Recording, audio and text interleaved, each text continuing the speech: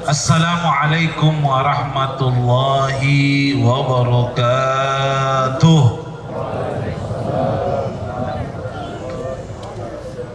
Allahu Akbar.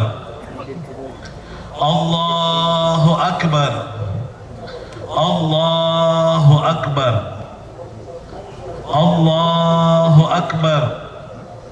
Allahu Akbar. Allahu Akbar. Allahu Akbar. Allahu Akbar. Allahu Akbar. Alhamdulillahi Rabbil Alamin. Nahmaduhu wa nasta'inuhu wa nastahdihi wa nastarshiduhu wa nastaghfiruh. Wa na'udzu billahi min sururi anfusina wa min sayyiati a'malina. May yahdihillahu fala mudhillalah wa man yudlil fala hadiyalah. Asyhadu an la ilaha illallah. Iyyahu na'budu wa iyyahu nasta'in. Wa asyhadu anna sayyidana Muhammadan abduhu wa rasuluh. Wassalatu wassalamu ala nabiyyina Muhammadin wa ala alihi wa sahbihi wa man tabi'ahu bi ihsani ila yaumiddin. Amma ba'd. Faya ibadallah, usikum jami'an biwa nafsi bitaqwallah wa ta'atih la'allakum tuflihun. Qala Allah ta'ala fi ayatih, ya ayyuhalladzina amanu taqullaha haqqa tuqatih wa la tamutunna illa wa antum muslimun. Allahu Akbar. Allahu Akbar. Allahu Akbar. Walillahil hamd. Kaum muslimin wal muslimat rahimakumullah. Di pagi yang cerah ini tentunya pantaslah kita berbahagia karena kita merasa bersyukur, merasa menang setelah sebulan penuh kita berjuang melawan hawa nafsu kita dengan memperbanyak sujud kepada Allah, memperbanyak baca Quran, melaksanakan puasa di siang harinya, meningkatkan kualitas ibadah demi untuk mengharapkan ridho Allah Subhanahu wa ta'ala. Ketahuilah wahai hadirin, pada hakikatnya puasa itu bukan sekedar menahan lapar dan haus. Puasa itu adalah untuk menundukkan hawa nafsu. Diriwayatkan pertama kali Allah menciptakan hawa nafsu, Allah berdialog kepada hawa nafsu dengan kalimat, ya nafsu, man antah wa man ana. Siapa kamu, siapa saya? Lalu nafsu menjawab, ana anta anta.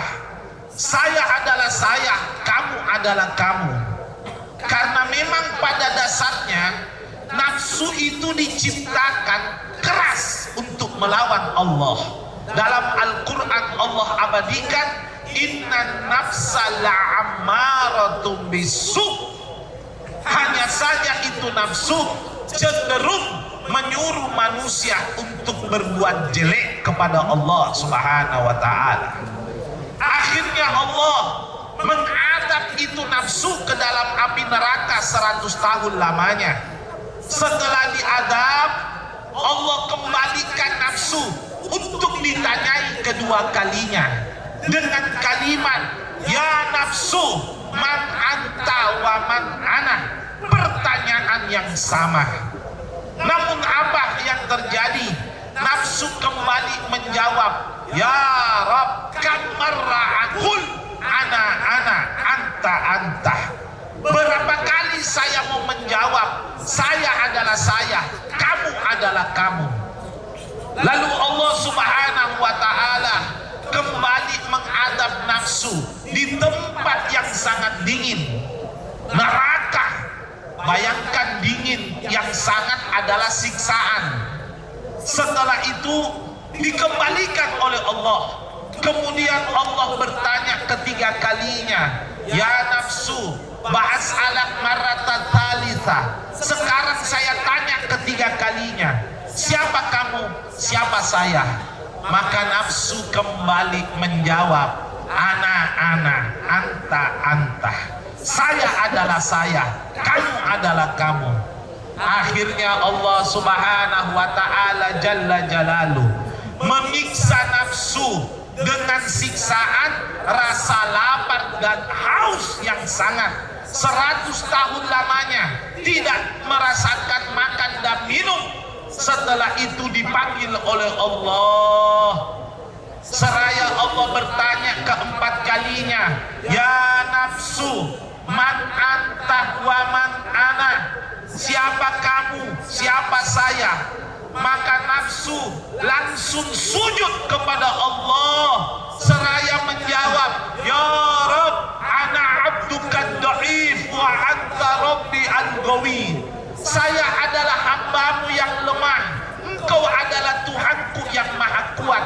Khaliqus samawati wal ard, pencipta alam semesta.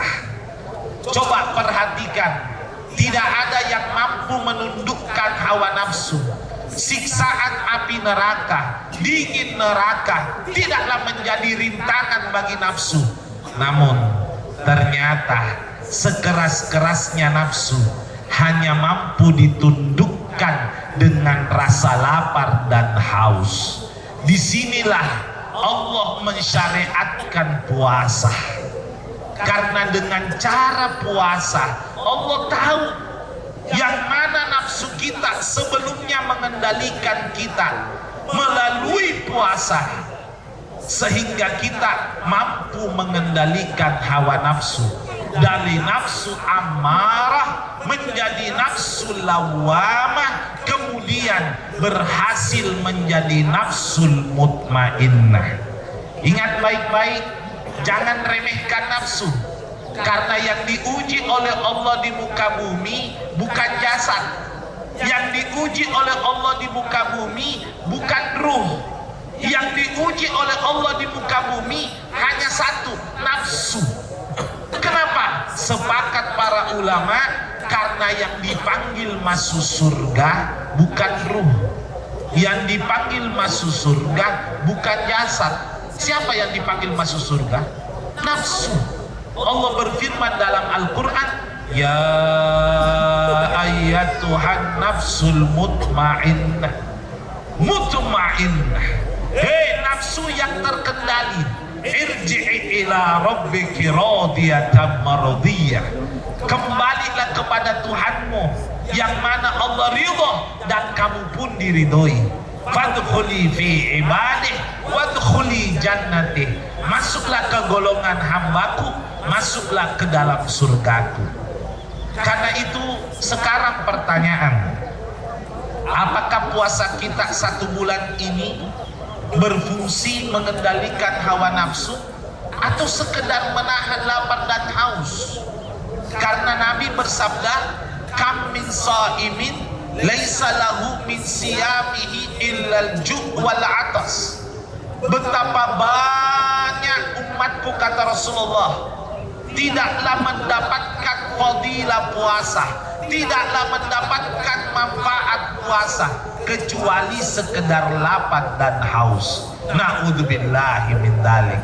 Jawabannya cuma satu, istafti qalbak, tanyakan hati nurani Anda. Jawabannya cuma satu. Mari kita lihat setelah Idul Fitri, apakah ibadah kita meningkat atau malah menurun? Apakah kita kembali bermaksiat ataukah bertobat? Apakah kita sudah mengendalikan hawa nafsu atau masih masih dikendalikan hawa nafsu. Maka itu adalah jawaban apakah ibadah Anda berhasil atau tidak setelah Idul Fitri. Karena itu Al-Imam Syafi'i mengatakan, laisal 'id man labisahul jadid wa ta'amuz zain wa fulusun katsir. Bukanlah Idul Fitri orang yang berpakaian baju baru atau makan enak atau punya uang lebih. Bukan. Idul Fitri adalah man ta'atuhu yazid wa qalbuhu tahir. Mereka yang ketaatannya bertambah dan hatinya sudah bersih di hadapan Allah Subhanahu wa ta'ala. Allahu Akbar, Allahu Akbar, Allahu Akbar, walillahil hamd. Di samping itu, sungguh besar kemurahan Allah melalui ibadah puasa dan berdiri di malam harinya, yaitu tarawih. Maka itu adalah jalan Allah anugerahkan pengampunan kepada kita. Namun maaf, tidak semua yang mengaku merayakan Idul Fitri, yang mengaku merayakan kemenangan, istiqomah dalam tarawih, istiqomah dalam puasa. Kadang-kadang kebahagiaannya nampak di Idul Fitri, mengaku merayakan kemenangan tanpa ada perjuangan yang sempurna di bulan puasa. Maaf, ini bukan sindiran, ini nasihat supaya koreksi bagi kita. Jangan Anda berbahagia di Idul Fitri kalau ternyata ibadah Anda tidak sesuai harapan yang ada di bulan Ramadan. Wallahi, ini hari kemenangan bagi yang berjuang di bulan Ramadan. Bagi yang malas-malasan, bagi yang cuek, bagi yang acuh tak acuh, apakah pantas mengaku merayakan hari kemenangan? Di mana rasa malu kita kepada Allah? Ya Rabb, ketahuilah, orang yang istiqomah melaksanakan puasa dan melakukan sholat sunnah di malam hari mendapatkan kabar bahagia daripada Rasulullah Sallallahu Alaihi Wasallam. Nabi pernah bersabda dalam hadis Muslim, Inna Allah Azza wa Jalla farada siyama Ramadan wa sanantu qiyamahu. Sesungguhnya Allah mewajibkan puasa fardu Ramadan dan mensunnahkan sholat tarawih di malam harinya. Faman somahu, siapa yang berpuasa, wa qomahu, dan dia mendirikan sholat sunnah, imanan wahtisaban, dengan penuh iman dan kesungguhan mengharapkan ridho Allah, kharaja min dunubi kayaumi waladathu ummuhu. Allah Subhanahu wa ta'ala akan mengampuni dosanya seperti bayi yang baru keluar dari rahim ibunya. Makanya Nabi itu pernah di bawah pohon, Nabi mengatakan sambil menunjuk ke atas, rogi ma'amfur rojul, rogi ma'amfur rojul, rogi ma'amfur rojul. Nabi mengatakan, sungguh celaka umatku di hari kiamat, sungguh celaka umatku di hari kiamat, sungguh celaka umatku di hari kiamat. Lalu sahabat bertanya, ya Rasul, manhum ya Rasul, siapa yang celaka di hari kiamat ya Rasul? Lalu Nabi menjawab, man adraka Ramadan falam yughfarlah. Mereka yang masuk mendapati dianugerahkan panjang umur untuk mendapati bulan suci Ramadan, tapi tidak mendapatkan pengampunan dari Allah Subhanahu wa ta'ala. Na'udzubillahi min dzalik. Allahu Akbar, Allahu Akbar, Allahu Akbar, walillahil hamd. Selain dari kebahagiaan, tentunya kita juga pantas untuk bersedih. Kenapa bersedih? Karena kita telah ditinggal oleh bulan suci Ramadan. Wallahi, adalah kesedihan yang nyata. Nabi Sallallahu Alaihi Wasallam pernah menangis di dalam masjid. Kana Nabiyu yabki fid dakhilil masjid. Pernah Nabi menangis di dalam masjid. Lalu sahabat datang seraya berkata, "Ya Rasul, limada tabki? Man adaka? Qul ba'tul bi sayfi bi'idnik." Ya Rasul, kenapa Anda menangis? Siapa yang sakiti ki? Bilang ki, saya akan penggal kepalanya kalau Anda perintahkan. Apa kata Nabi? La man adani. Tidak ada yang sakiti saya. Walakin hazidtu binuzulil Jibril. Saya bersedih dengan turunnya malaikat Jibril. Malaikat Jibril memberi kabar buruk dengan kalimat idza kana akhir Ramadan. Jika sudah akhir Ramadan, maka tisabawatu wal arduna musibatan li ummati Muhammad. Langit dan bumi menangis karena musibah yang menimpa umatnya Nabi Muhammad sallallahu alaihi wasallam. Sahabat bertanya, "Ya Rasul, ayu musibah lana?" Musibah apa yang menimpa kami ya Rasul? Maka Nabi menjawab, "Zahabu Ramadan," yaitu perginya bulan suci Ramadan. Itu adalah musibah bagi umatnya Nabi Muhammad. Kenapa dikatakan musibah? Bayangkan, ya, ibadah sunnah yang dilipat gandakan menjadi wajib, ibadah wajib yang dilipat gandakan 700 kali lipat, sedekah satu dihitung kita, yaitu orang tua kita. Ketahuilah wahai hadirin, Al-Imam Syafi'i pernah mengatakan, "Man arafna rabbih illa bi jazai walidayhi." Kata beliau, kita ini tidak mengenal Allah pencipta alam semesta kalau bukan berkat jasa orang tua kita. Ingat baik-baik, kita bisa berdiri tegak, kita bisa berbuat baik, kita bisa beramal soleh, itu bukan karena kehebatan kita semata, itu berkat jasa orang tua kita. Mereka lah yang membesarkan kita, mendidik kita, memperkenalkan kita dengan Allah, mengajari kita sujud, memberi kita nafkah yang halal demi untuk mendapatkan keberkahan hidup, sujud kepada Allah Subhanahu wa Ta'ala. Karena itu di Idul Fitri ini tidak pantaslah seorang anak melupakan orang tuanya.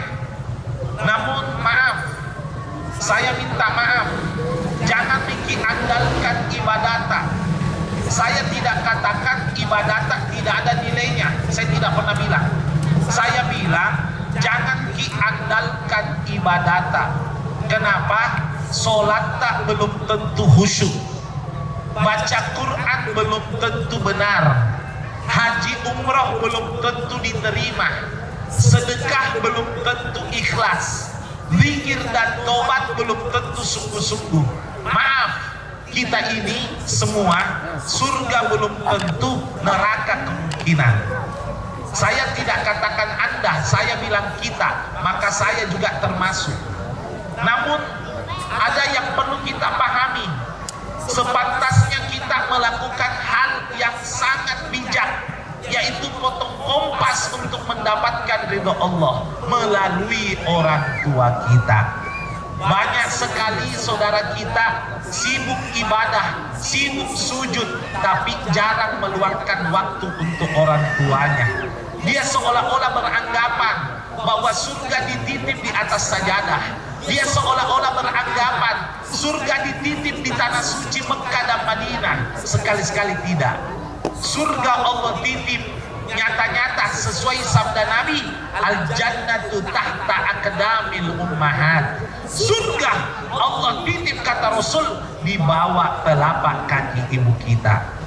Rasulullah pernah menyampaikan dalam hadis qudsi, dengarkan baik-baik, man asbaha murdiyali, siapa yang hidupnya membuat Allah ridho dengan banyak ibadah, banyak sholat, banyak baca Quran, banyak puasa, banyak sedekah, tapi wa muskhitan liwalidayhi, menyakiti hati orang tuanya, tidak mendapatkan ridho orang tuanya.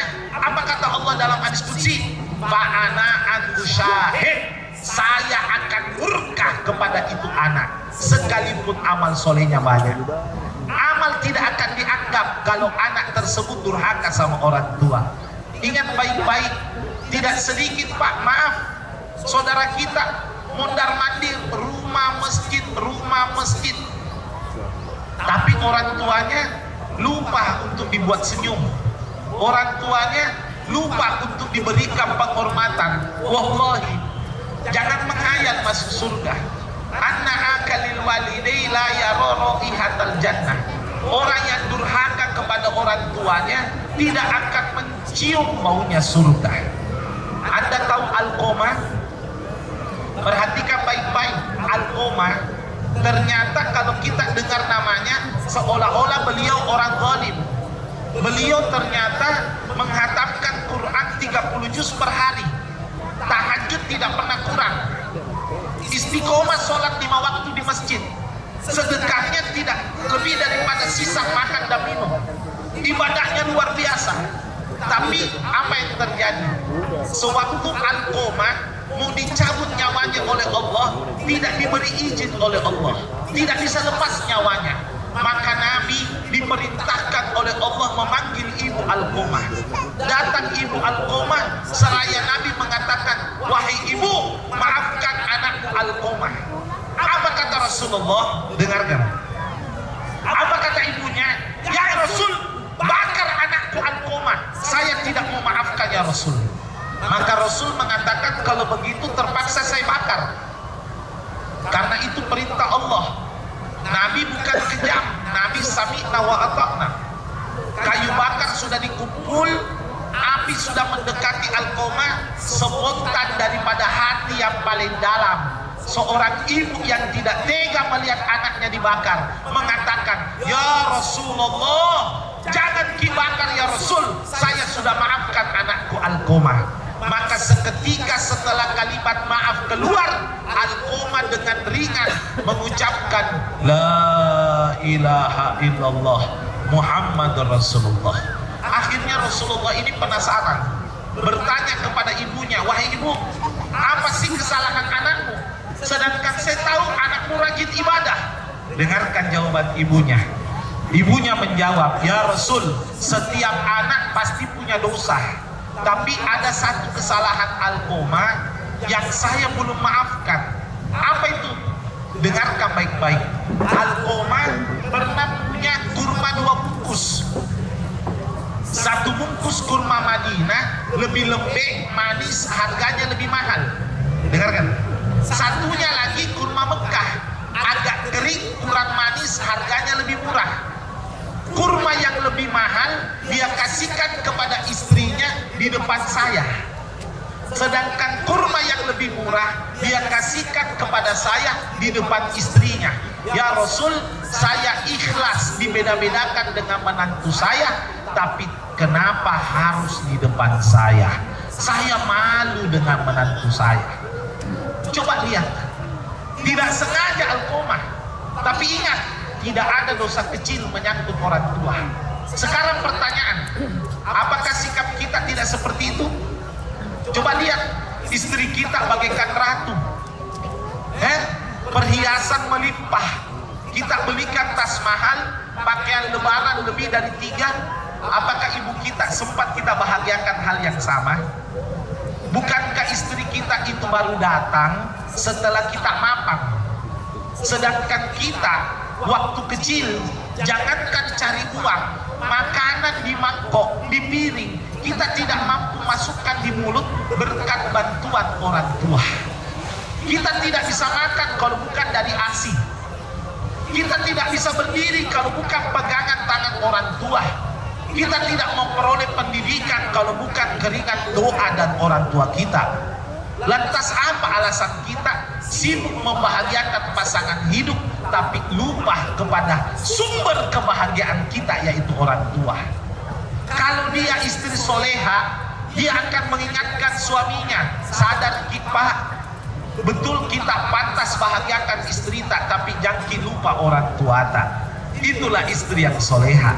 Maaf, ada pepatah mengatakan, tapi ada pepatah, jika orang tua kaya maka anak bagaikan raja, tapi jika anak yang kaya maka siap-siap orang tua bagaikan pembantu. Maaf kalau ini kasar, namun ini berdasarkan hadis Nabi. Nabi pernah bersabda, alamatus sa'ah, tanda-tanda kiamat, antali dan amatu rabbataha, cenderung seorang ibu melahirkan anak berupa juragan. Hati-hati loh ya, hati-hati. Kita sering dengar anak sultan, tapi kita jarang dengar ibu permaisuri. Yang ada anak sultan, anak dari orang kaya, oh bagaikan raja. Ibu dari orang kaya belum tentu. Kadang kalau weekend suami istri beserta anak jalan-jalan keluar, yang jaga rumah siapa? Ibunya. Saya pernah diundang makan siang. Maaf, ini kisah nyata. Saya diundang makan siang sama teman saya. Teman saya itu lulusan SMA Negeri 1 Makassar juga, satu sekolah dengan saya. Beliau mendapatkan gelar MBA, Master Business Akuntan, ya, Harvard University Boston, ya, lulusan Amerika Serikat, United States of America.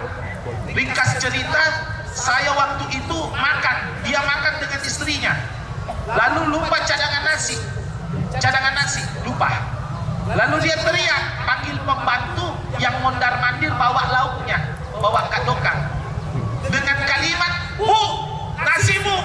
Saya tegur, saudara, jangan terlalu kasar sama pembantu. Pembantu itu manusia, haram kalau kasar, apalagi sudah tua. Apa jawabannya? Dengarkan baik-baik. Habib minta maaf, itu bukan pembantu saya. Siapa? Semenjak bapak saya meninggal, itu ibu saya numpang sama saya. Coba lihat, hebatnya. Dia mengatakan ibunya numpang di rumah, tapi dia puluhan tahun di rumah orang tuanya tidak pernah mengaku numpang. Itulah prinsip anak-anak sekarang. Semua harta orang tuaku, hartaku. Semua hartaku bukan harta orang tuaku. Ini kekonyolan nyata. Kalau Anda dengarkan riwayat, izinkan saya menambah khutbah pada kesempatan kali ini. Ada satu riwayat, seorang pemuda lari menghampiri Nabi Muhammad SAW, meminta tolong. Nabi, tolong Nabi. Nabi tidak banyak bicara. Nabi cabut pedang. Ayo Syekh, ada apa? Nabi, ahadamali sakhas, ada yang curi hartaku. Lalu Nabi menjawab, siapa? Man huwa? Fa'alaihil qisas qalbuliyat di masyadikal mal. Wajib kisos potong tangan bagi yang mencuri harta. Lalu dijawab, dengarkan jawabannya. Ya Nabi, abi, bapakku. Bapaknya ambil harta anaknya. Apa kata Rasulullah? Dengarkan. Nabi simpang pedangnya. Dia tunjuk bapaknya. Ya syabab, anta wa maluka li abika. Nyawamu, dirimu, hartamu, semuanya miliknya orang tuamu. Nabi marah. Lalu Nabi menjawab, tidak ada kisos potong tangan jika orang tua ambil harta anak. Tapi kalau anak ambil harta orang tua, ada kisos potong tangan. Ingat baik-baik, Islam mengajarkan harta anak itu harta orang tua. Harta orang tua belum tentu hartanya anak. Itu yang benar. Tapi anak-anak sekarang dibalik. Na'udzubillahi min dzalik. Karena itu sadar, jangan perhitungan sama orang tua. Kadang-kadang suami takut bantu orang tuanya gara-gara takut sama istrinya. La ilaha illallah. Kadang-kadang suami takut bantu orang tuanya karena kebutuhannya yang banyak. Saya mau tanya, pernah enggak orang tua kita perhitungan waktu kita kecil? Pernah enggak orang tua mengatakan kepada anaknya, nak kurang-kurangi kencingmu nak, naik harga popok. Pernah nggak? Nggak pernah. Orang tua membiayai kita tanpa perhitungan. Lalu kita ketika sudah dewasa, luar biasa, penuh kalkulator dalam membantu orang tua. Allahu Akbar, walillahil hamd. Sebagai riwayat terakhir sebelum doa, ada satu riwayat penutup, dengarkan baik-baik. Ini akan menjadi oleh-oleh buat kita semua. Dengarkan baik-baik. Satu riwayat yang sangat menyentuh. Ini langsung keluar dari lisannya Nabi Muhammad SAW. Seorang pemuda, anak tunggal, anak semata wayang, tidak punya saudara. Bapaknya meninggal dunia, ibunya sakit keras. Perhatikan, ibunya sakit keras, bapaknya meninggal dunia. Ini anak muda belum menikah. Dia rawat ibunya, mau makan mau minum diambilkan secara langsung. Mau buang air besar, buang air kecil, diantar ke kamar mandi, dipijit, dikipas, dirapikan tempat tidurnya setiap hari. Bertahun-tahun pekerjaannya terabaikan gara-gara sibuk mengurus ibunya. Dia urus ibunya sampai ajal menjemput ibunya. Kira-kira saya mau tanya, di hari kiamat pantasnya surga apa neraka? Maka jawaban kita adalah surga. Ternyata tidak seperti itu. Nabi meriwayatkan, sayati zaman yaumal kiamah, akan datang nanti zaman di hari kiamat, Allah, sesungguhnya Allah amaran malaikah, Allah memerintahkan para malaikat. Perhatikan, Allah memerintahkan para malaikat, ya ayyuhal malaikah ay adkhil hadar rajul ilan nar, masukkan pemuda itu ke dalam neraka, masukkan pemuda itu ke dalam neraka. Lalu malaikat itu berkata, ya Rabb, bukankah anak itu sangat berbakti kepada orang tuanya? Kata Allah, malaikat, inni a'lamu ma la ta'lamun, aku lebih tahu apa yang kau tidak ketahui. Benar, itu anak sangat berbakti kepada orang tuanya. Mau makan, minum, buang air besar, buang air kecil, tempat tidur, dikipas, dipijit, dirapikan. Setiap hari pekerjaannya terabaikan gara-gara sibuk mengurus ibunya. Saya tahu, kata Allah. Tapi, nah ini kesimpulan. Tapi ini anak muda waktu kecapean mengurus ibunya. Wallahi, kalau sudah di alam barzah Anda tidak berdaya, manfaatkan kesempatan yang belum tentu datang kemudian hari. Ini Idul Fitri, kunci daripada Idul Fitri, Anda mendapatkan ridho orang tua Anda. Karena itu mari kita sempurnakan khutbah kali ini dengan sama-sama mendoakan orang tua kita. Mudah-mudahan Idul Fitri ini menjadi penyebab Allah ridho kepada orang tua kita dan Allah pun ridho kepada kita. Allah mengangkat derajat orang tua kita, maka Allah pun mengangkat derajat kita. Allah melipat gandakan pahala orang tua kita, maka Allah pun melipat gandakan pahala kita semua. Insyaallah, amin ya rabbal alamin. Bismillahirrahmanirrahim. Alhamdulillahirabbil alamin. Allahumma salli wa sallim ala Sayyidina Muhammad wa ala ali Sayyidina Muhammad.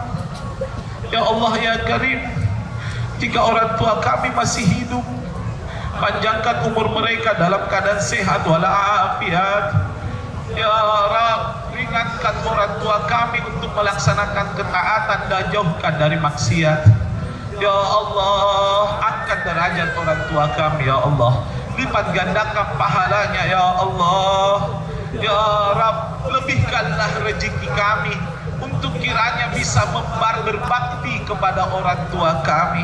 Ya Allah, sadarkan kami dan istri kami untuk meluangkan waktu dan perhatian kepada orang tua dan mertua kami ya Allah. Karena keempat orang ini adalah pintu surga bagi kami di hari kiamat ya Allah.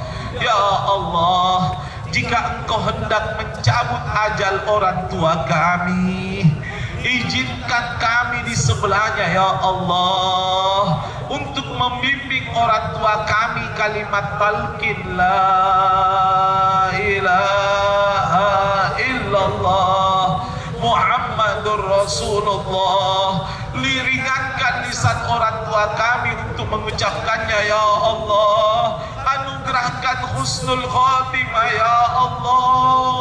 Ya Rabb, ringankan sakratul mautnya ya Allah. Kalau saja Engkau hendak memberi rasa sakit, anugerahkan rasa sakit itu kepada kami ya Allah, tanpa harus dirasakan orang tua kami ya Allah.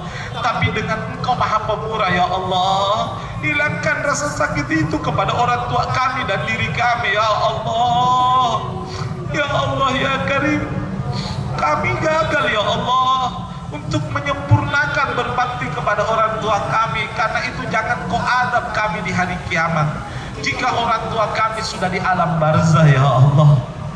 Sedangkan begitu banyak dosa yang kami lakukan kepada orang tua kami, dosa yang kami sengaja maupun tidak, dosa yang kami ingat maupun yang kami lupa, dosa yang kecil maupun besar. Ya Rabb, jangan Kau sisahkan kecuali Kau ampuni semua ya Allah.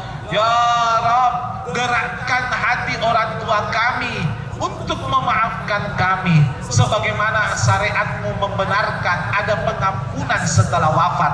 Orang wafat berhak memaafkan orang yang masih hidup. Karena itu ya Allah, anugerahkan agar kiranya orang tua kami mengampuni kami ya Allah. Ya Allah ya Karim, Nabi-Mu pernah bersabda, jika kami berbakti, anak kami berbakti. Jika kami durhaka, anak kami durhaka. Ya Rabb, jangan Kau balas kami ya Allah dengan Kau jadikan anak kami anak durhaka. Ya Allah, jangan ya Allah. Ampunilah kami dengan pengampunan-Mu ya Allah. Ya Rabb, Nabi-Mu pernah bersabda, man nasiya ayyada walidayhi mundu salasati ayyam yuktab minal kabair walau lam ya'si ilallah. Siapa yang lupa mendoakan orang tuanya 3 hari berturut-turut, dicatat baginya dosa besar sekalipun tidak bermaksiat kepadamu. Ya Rabb, selama ini kami lupa mendoakan mereka, jangan catat dosa bagi kami. Kami ya Allah akan berusaha setiap habis sholat akan mendoakan mereka. Ingatkan kami, sadarkan kami untuk selalu mendoakan mereka ya Allah. Ya Rabb, ibu kami ya Allah sering mengakhirkan waktu sholat. Ayah kami ya Allah mencari nafkah jika ada yang syubhat atau haram. Jangan Kau adab di hari kiamat keduanya ya Allah. Ampuni ya Allah, karena sebab mereka lah kami bisa taat ya Allah. Ya Allah, orang tua kami sering terganggu istirahatnya. Ibu kami terganggu tidurnya di malam hari karena kami di masa kecil kami diurusi sampai besar. Besar pun kami masih diurusi ya Allah. Ya Rabb, ibu kami tidak terawat, ibu kami kurang istirahat. Anugerahkan ya Allah surga-Mu yang begitu tinggi bersama Rasulullah. Ya Allah, di hari Idul Fitri ini ya Allah, kami kepengen mengucapkan kalimat indah namun mereka telah di alam barzah. Ya Rabb, sampaikan kepada mereka, minal aidin wal faidin, mohon maaf lahir batin. Wahai ayah anda dan ibunda, maafkan anakmu ini ya Allah, ya orang tua kami ya Allah. Ya Rabb, jangan Kau pisahkan kami bersamanya di hari kiamat ya Allah. Gabungkan kami di surga bersama Rasulullah sallallahu alaihi wasallam. Ya Allah, kami tidak ridho menyentuh surga-Mu jika kami tidak memastikan orang tua kami lebih dulu memasukinya ya Allah. Melalui sholat Idul Fitri ini ya Allah, saksikan ya Allah, saksikan ya Allah, lipat gandakan pahala kami untuk orang tua kami dan untuk kami ya Allah. Tidak terlupakan ya Allah, selamatkan Indonesia ya Allah. Anugerahkan Indonesia persatuan ya Allah. Anugerahkan Indonesia kemakmuran ya Allah. Anugerahkan Indonesia keberkahan dan keselamatan di dunia maupun di akhirat ya Allah. Perbaiki ya Allah keadaan kami. Jangan sampai kami berpecah belah hanya karena urusan politik ya Allah. Satukan kami ya Allah. Satukan kami karena kami pada hakikatnya hanyalah satu ya Allah, yaitu negara Indonesia ya Allah. Ya Rabb, selamatkan saudara kami di Palestina. Gerakkan hati umat Islam di Jazirah Arab untuk membantu Palestina. Ya Allah, akhirilah perang ya Allah, sehingga Palestina bisa hidup berkah, hidup sejahtera daripada sebelumnya ya Allah. Ya Rabb, kami tutup doa kami ya Allah. Kami memiliki hajat dan kebutuhan yang berbeda-beda, namun kami tidak mampu mengutarakan satu persatu. Kabulkan hajat kami di dunia maupun di akhirat. Mudahkan segala urusan kami di dunia maupun di akhirat. Selamatkan kami di dunia maupun di akhirat. Ampuni kami ya Allah berkat bulan suci Ramadan ya Allah. Allahumma ya Allah, Anta ta'lam wa a'lam kaifa haluna wa hajatuna wa aslih halana ila ahsanal hal. Rabbi famfa'na bi barakatihim wahdinal husna bi hurmatihim wa amitna fi tariqatihim ay tariqati ahlus sunnah wal jamaah wal mu'afati minal fitani. Rabbana ghfir lana wa liwalidina warhamhuma kama rabbayana shaghira. Allahumma farham walidina. Allahumma aslih ahlana ila ahsanal hal waja'al ahlana sakinah mawaddah wa rahmah, auladana waladan salih wa bintas salihah wa rizqan halalan thayyiban mubarakan fi. Rabbana atina fid dunya hasanah wa fil akhirati hasanah wa qina adzaban nar. Subhanaka rabbil izzati amma yasifun wa salamun alal mursalin walhamdulillahi rabbil alamin. Demikian dari kami. Jika ada kekurangan dan kesalahan mohon dimaafkan. Mudah-mudahan kita semua diampuni dosa dan pantasnya kita untuk saling memaafkan. Wallahu muwaffiq ila aqwamit thoriq. Wassalamu alaikum warahmatullahi wabarakatuh.